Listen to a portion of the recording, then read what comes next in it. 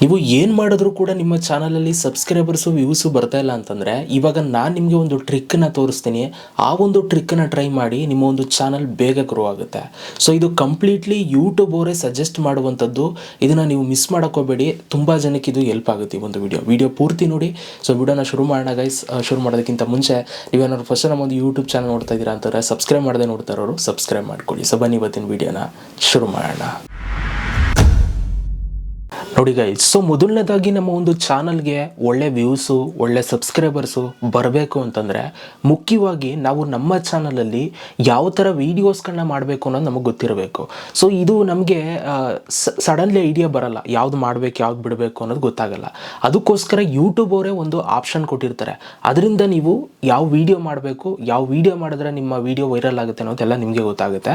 So ಬನ್ನಿ ಇವಾಗ ಅದನ್ನು ತೋರಿಸ್ತೀನಿ. ಅದಕ್ಕೆ ನೀವು YT ಸ್ಟುಡಿಯೋ ಆ್ಯಪನ್ನು ಓಪನ್ ಮಾಡ್ಕೊಳ್ಬೇಕು.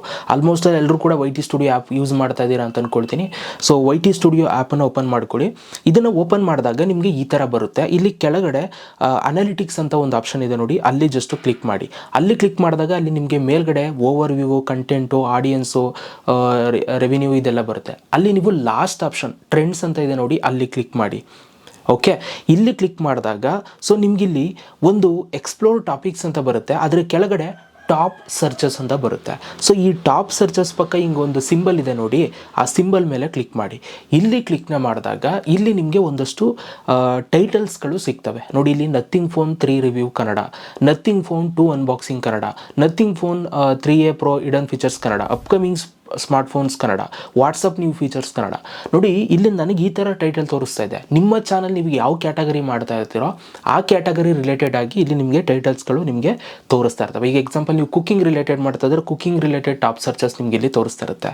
ತುಂಬ ಜನ ನನ್ನ ಕೇಳ್ತಾ ಇರ್ತೀರಾ, ಬ್ರೋ ನೀವು ಕಾನ್ಸೆಪ್ಟ್ ಎಲ್ಲಿ ಹುಡುಕ್ತೀರಾ, ಹೆಂಗೆ ಹುಡುಕ್ತೀರಾ, ಯೂಟ್ಯೂಬಲ್ಲಿ ಇದು ಯಾವ ವೀಡಿಯೋ ಮಾಡಬೇಕು ಅಂತ ಹೆಂಗೆ ಡಿಸೈಡ್ ಮಾಡ್ತೀರಾ? ಇಲ್ಲೇ ಸಿಗ್ತವೆ ಗೈಸ್.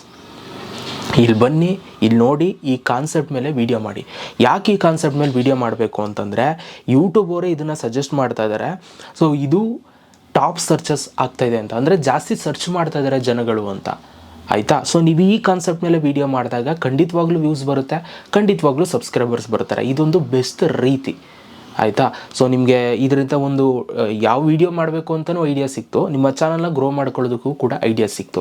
ವಿಡಿಯೋ ಹೆಲ್ಪ್ ಆಗಿದ್ರೆ ಒಂದು ಲೈಕ್ ಮಾಡಿ ಆ್ಯಂಡ್ ಹೇಗೆ ಅನ್ನಿಸ್ತು ವಿಡಿಯೋ ಅಂತ ಕಮೆಂಟ್ ಬಾಕ್ಸಲ್ಲಿ ಕಮೆಂಟ್ ಮಾಡೋದನ್ನು ಮರಿಬೇಡಿ.